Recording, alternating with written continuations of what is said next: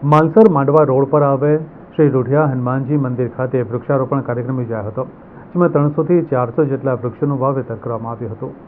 Covid મહામારીના સમયે જ લોકોને ઓક્સિજનનું મહત્વ સમજાયું હતું અને તે માટે વૃક્ષો કેટલા અગત્યના છે તે પણ સમજાવ્યું હતું, જેથી લોકો વૃક્ષારોપણ તરફ આગળ વધ્યા છે. ત્યારે શનિવારના દિવસે સાંજના માલસર ગામના જાગૃત યુવાનો દ્વારા માલસર માંડવા રોડ પર આવેલ શ્રી રૂઢિયા હનુમાનજી મંદિર ખાતે વૃક્ષારોપણ કાર્યક્રમ આયોજિત કરાયો હતો, જેમાં યુવાનો દ્વારા આશરે 300થી 400 જેટલા વૃક્ષોનું વાવેતર કરી અન્ય યુવાનો માટે નવો રાહ ચીંધ્યો છે.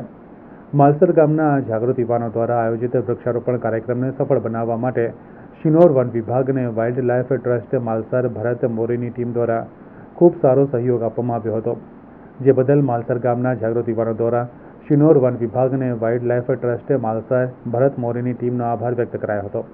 સાથે સાથે વધુમાં વધુ લોકો દ્વારા વૃક્ષારોપણ કરવામાં આવે તે માટે આહવાન કરાયું હતું.